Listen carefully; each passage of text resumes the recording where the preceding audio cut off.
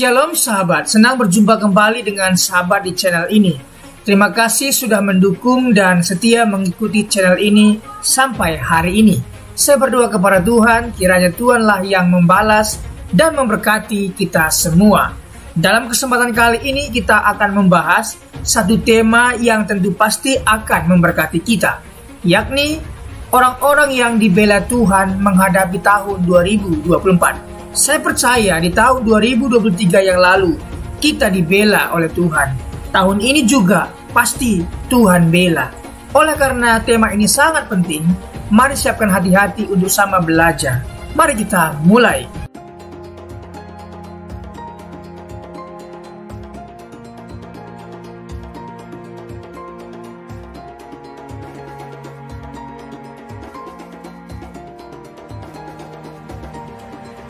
Dasar firman Tuhan diambil dari Roma pasal 12 ayat 12. Bersukacitalah dalam pengharapan, bersabarlah dalam kesesakan, dan bertekunlah di dalam doa. Dari ayat ini kita diajarkan 3 hal. Pertama, kita selalu bersukacita dalam mengharapkan sesuatu.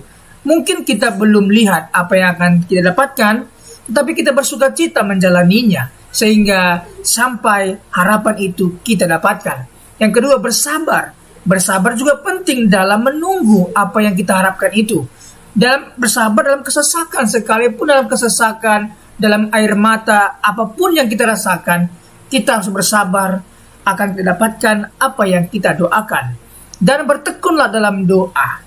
Bertekun ini sangat penting, karena ketekunan itu sangat penting sekali. Mungkin orang akan mulai pudar, orang mungkin mulai imannya menurun, tetapi kita tekun dalam doa, tekun terus melakukannya sampai kita akan melihat apa yang kita doakan. Orang-orang yang dibela Tuhan bersiap menghadapi tahun 2024 dengan tantangan dan kesempatan yang dihadapinya. Ada tantangan, ada kesempatan yang kita akan dapatkan di tahun 2024. Tahun 2024, tantangan dan peluang. Tantangan. Tahun 2024 dapat memberikan tantangan yang kompleks dan menguji ketabahan orang-orang yang dibela Tuhan. Di sini kita akan menerima tantangan yang sangat lengkap, sangat kompleks, dan juga menguji ketabahan kita sebagai anak-anak Tuhan.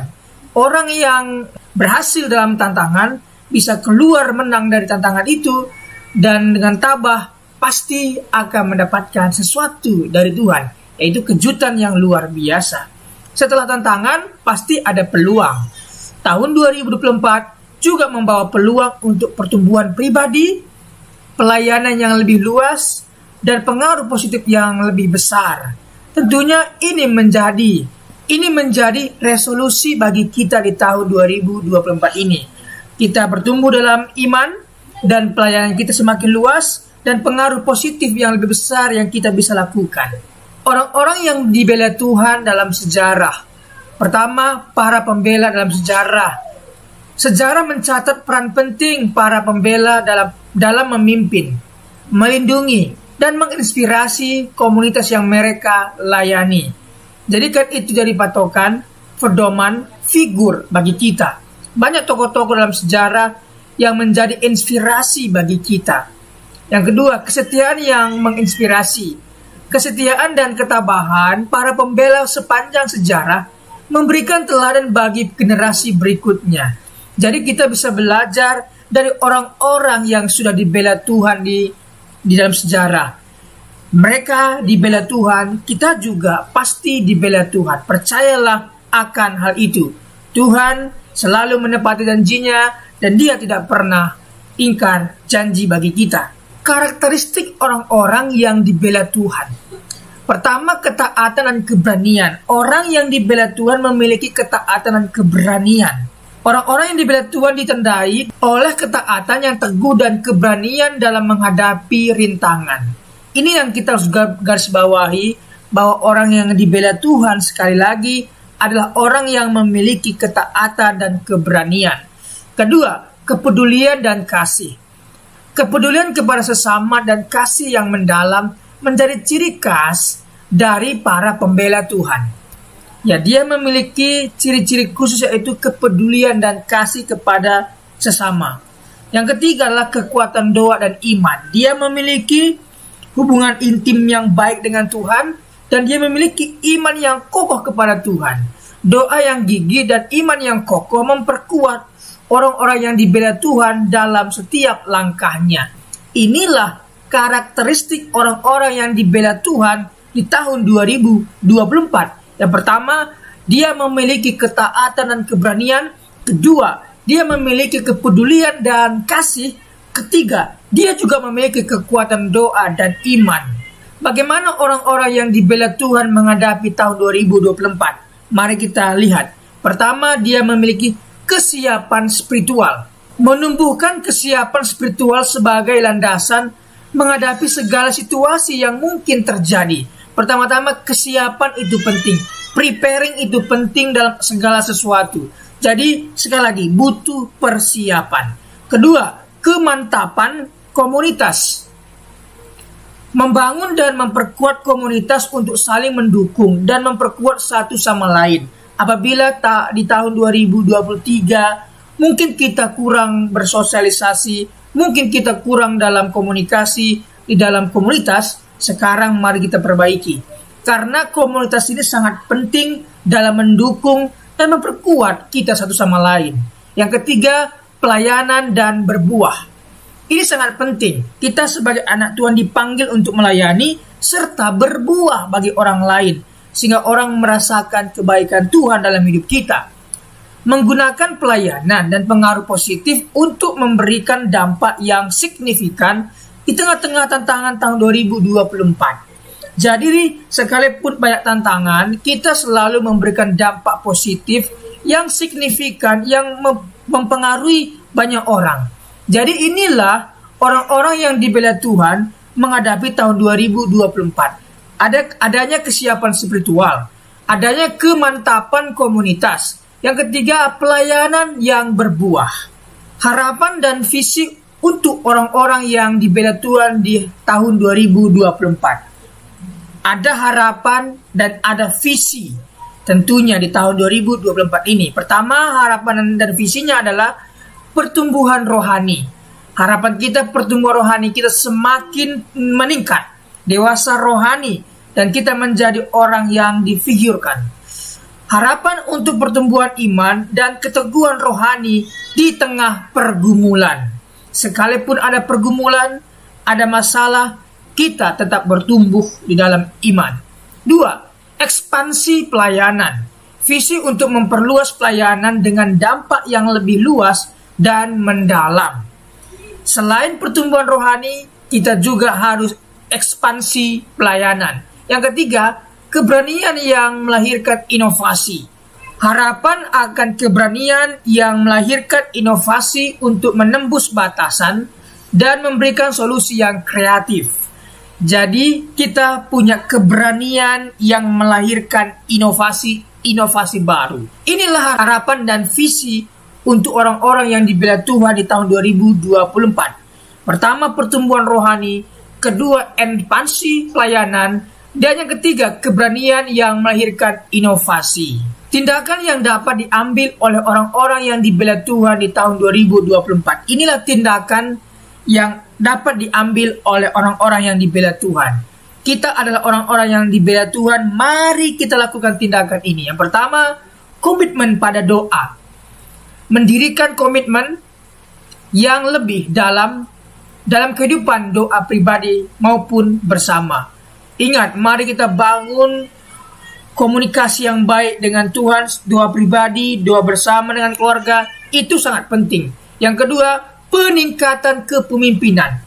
Mengasah kepemimpinan untuk menjadi teladan dan membimbing komunitas. Inilah tindakan yang harus kita ambil. Peningkatan kepemimpinan kita. Yang kedua, penjangkauan dan pelayanan yang seimbang. Mengatur penjangkauan dan pelayanan demi keberlanjutan dan dampak yang berkelanjutan. Nah, inilah 3 dampak yang harus diambil oleh orang-orang yang dibela Tuhan. Pertama, milikilah komitmen dalam doa. 2, peningkatan kepemimpinan, menjadi teladan, menjadi contoh. Kalau di tahun 2023 mungkin telat-telatan, tahun 2024 harus on time, harus lebih baik lagi. Yang ketiga, penjangkauan dan pelayanan yang seimbang. Kita mulai menjangkau jiwa-jiwa yang belum mengenal Tuhan, agar mereka mengenal Tuhan dan percaya kepada Tuhan. Ada upah khusus bagi mereka yang melakukan pelayanan ini. Kesimpulan dan pesan penting untuk orang-orang yang dibela Tuhan. Pertama, ketekunan tanpa batas.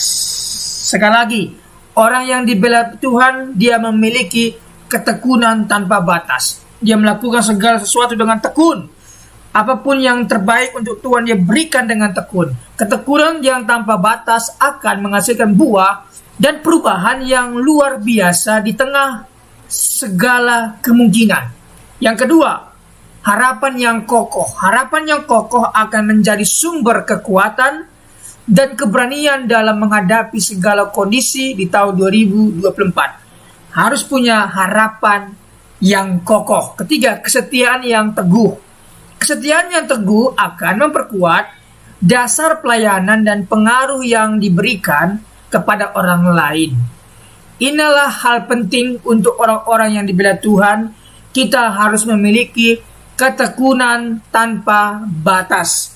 Tahun lalu kita dibela Tuhan. Tahun ini pasti lebih lagi dibela Tuhan apabila kita memiliki ketekunan tanpa batas. Yang kedua, harapan yang kokoh. Kita bersukacita dalam pengharapan yang kita baca di Roma 12 ayat 12 tadi. Sehingga ada sumber kekuatan, keberanian dalam menghadapi segala kondisi di tahun 2024. Yang ketiga, kesetiaan yang teguh. Tetap setia sebagaimana Tuhan Yesus setia sampai mati di kayu salib. Demikian juga kita setia kepada Tuhan. Akan memperkuat dasar pelayanan dan pengaruh yang diberikan kepada orang lain.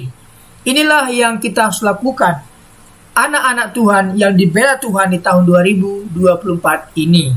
Semoga pemberitaan ini memberkati kita semua. Apabila ada komentar, saran, dan kritikan, silahkan tinggalkan di kolom komentar di bawah video ini. Terima kasih, Tuhan Yesus memberkati. Terima kasih sahabat sudah mengikuti dan menyaksikan tayangan kami hari ini. Saya yakin dan percaya kita pasti diberkati melalui tayangan hari ini. Sahabat, bila diberkati dengan tayangan kami, marilah kita dengan murah hati share video ini kepada teman-teman kita yang lain, agar mereka juga tidak kehilangan informasi dan mereka juga diberkati. Diberkati untuk memberkati. Sahabat John Pregador, banyak sekali pelajaran yang kita bisa ambil dari sesi hari ini. Catatlah baik-baik poin-poin yang telah disampaikan, simpan dalam hati, dan diaplikasikan dalam kehidupan sehari-hari. Saya yakin dan percaya itu bisa menjadi pelajaran dan rema buat kita, sekaligus membuat kita bijaksana dan bertanggung jawab dalam menjalani kehidupan ini. Sahabat John Pregador, apapun yang terjadi dalam kehidupan ini, tetaplah percaya kepada Tuhan, bersandar kepada Tuhan, pegang firman Tuhan. Karena firman Tuhan adalah pedoman hidup kita yang menuntun kita kepada jalan yang benar, yang membawa kita kepada keselamatan yang kekal. Jadi sahabat, mari kita mempergunakan waktu ini sebaik-baiknya. Selama hidup, selama masih diberikan kesempatan untuk berkarya, mari kita beri yang terbaik kepada Tuhan. Sahabat, apabila engkau dalam kesusahan, ingatlah firman ini. Marilah kepadaku semua yang letih lesu dan berbeban berat, aku akan memberikan kelegaan kepadamu. Pikulah kuk yang kupasang dan belajarlah kepadaku, karena aku lemah lembut dan rendah hati, dan jiwamu akan mendapatkan ketenangan. Diberkati orang yang mengandalkan Tuhan, yang menaruh harapannya kepada Tuhan. Ia akan seperti pohon yang ditanam di tepi air, yang merambat akar-akarnya ke tepi batang air, dan yang tidak mengalami datangnya panas terik, yang daunnya tetap hijau, yang tidak khawatir dalam tahun kering, dan yang tidak berhenti menghasilkan buah. Janganlah takut, sebab aku menyertai engkau. Janganlah bimbang, sebab aku ini Allahmu. Aku akan meneguhkan, bahkan akan menolong engkau. Aku akan memegang engkau dengan tangan kananku yang membawa kemenangan. Sebab aku ini mengetahui rancangan-rancangan apa yang ada padaku mengenai kamu. Demikianlah firman Tuhan, yaitu rancangan damai sejahtera dan bukan rancangan kecelakaan, untuk memberikan kepadamu hari depan yang penuh harapan. Tuhan memberkati engkau dan melindungi engkau. Tuhan menyinari engkau dengan wajah-Nya dan memberikan engkau kasih karunia. Tuhan menghadapkan wajah-Nya kepadamu dan memberikan engkau damai sejahtera. Tetaplah berpegang pada janji Tuhan. Diberkati sahabat John Pregador dimanapun berada. Pekerjaan apapun yang sedang dikerjakan, Tuhan buat berhasil. Darah Yesus bukan dalam berkat, keberuntungan, keberhasilan, masa depan yang penuh harapan diberikan Tuhan kepada setiap pendengar setia John Pregador. Terima kasih, Tuhan Yesus memberkati. Mari kita berdoa. Tuhan Yesus, terima kasih buat hari ini. Kami percaya setiap hari adalah hari yang baik Engkau berikan kepada kami. Dan hari ini pun kami merasakan kebaikan Tuhan dan tidak ada alasan kami untuk tidak mengucap syukur. Terima kasih sepanjang hari yang Tuhan berkati. Terima kasih renungan kabar baik yang sudah kami dengar hari ini. Diberkatilah kiranya semua pendengar setia John Pregador. Dibukakan jalan berkat, jalan keberuntungan, keberhasilan mereka. Pekerjaan mereka berhasil dan beruntung. Keluarga mereka diberkati oleh Tuhan. Terima kasih Tuhan Yesus. Pertemukan kami di hari-hari berikutnya dengan keadaan sehat dan baik, diberkati oleh Tuhan Yesus. Terima kasih buat pembicara narasumber hari ini. Diberkati pekerjaan, usaha, bisnis apapun yang mereka kerjakan, Tuhan buat berhasil dan beruntung. Terima kasih Tuhan Yesus. Demi nama Tuhan Yesus kami berdoa dan mengucap syukur. Haleluya. Amin.